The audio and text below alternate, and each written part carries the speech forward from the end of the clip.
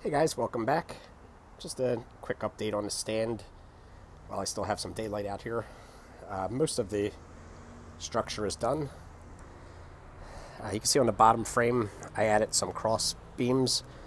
That's mainly I'm going to put a piece of plywood over here, and I'll have the 20-gallon sump down there, and that'll keep the plywood from sagging, so I got those support beams there. I still need to put the top frame on, but before I do that, I just wanted to show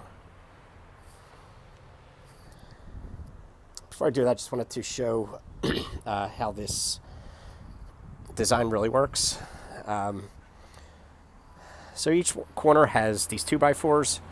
The taller ones are really just there as guides or places to screw the other pieces onto. They're not going to be supporting any weight. All of the weight is going to be going down from the top frame directly down through these beams onto the bottom frame. None of the screws are going to be really supporting any of the weight. It's all just going to be going straight down through the wood. So it's going to be super strong. Another thing you'll notice, there's no feet on here. It's just the bottom frame. And that's, again, to help distribute the load down there on the floor, so you don't have all the pressure just in the corners. It'll spread it out through the entire space of the frame. That way it won't, dig into your floor or anything like that. Yeah, it's a pretty simple design, super strong. I'm going to go ahead and just grab that top piece and put that on here. And the last thing is just screw it, 4 screws just to hold it in place so it doesn't slide around. But yeah, let me put that on there and show you what it looks like. I couldn't do that with one hand, so just bear with me. So the top frame just sits on here, right on top of the support beams. Just need to screw these corners in, make it nice and secure. And yeah, so the 40 breeder will be supported just along there. Since the tank has a frame on it, you only need to support the edges. So that's where the tank will be. Haven't decided if I'm just going to put an entire piece of plywood up here or just single piece right there. So still to be determined. All right, change of scenery.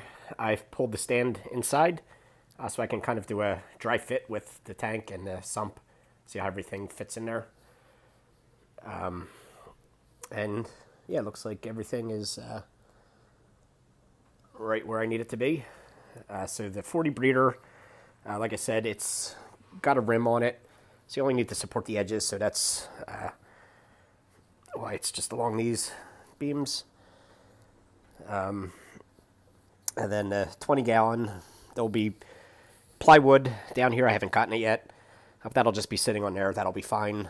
There's plenty of room down here for my skimmer to get that cup in and out. So, yeah, I'm pretty happy with how it's turning out so far. Just the little area I was talking about. Put a piece of wood here, make a little shelf so I can put fish food or whatever I need right there.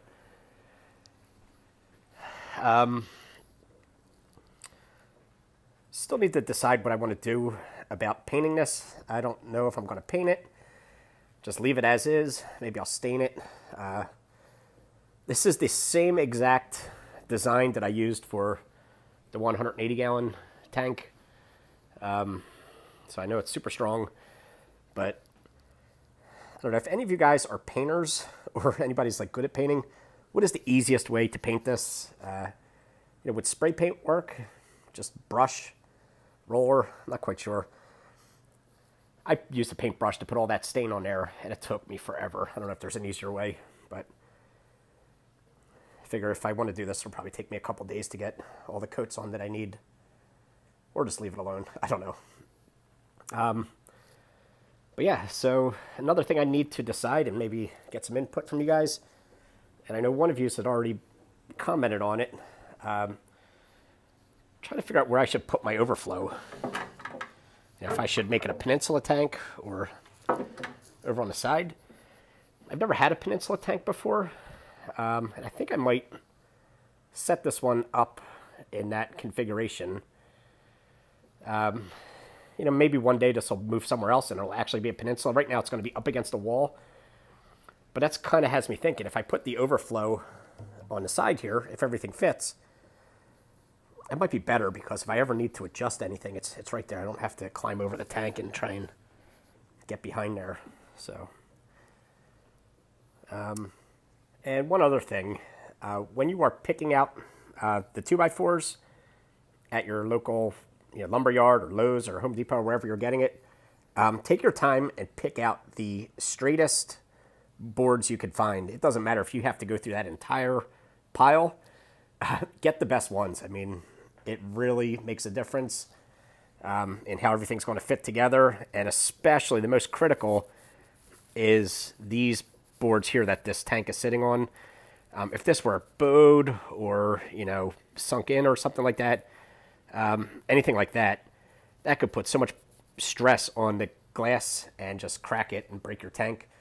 So this is absolutely critical to be flat, you know, all of the edges where this tank is going to be sitting. So just keep that in mind and make sure you get the best wood that you can get. Yeah, I guess that's about it for this update. If you guys have any questions or comments, leave them below.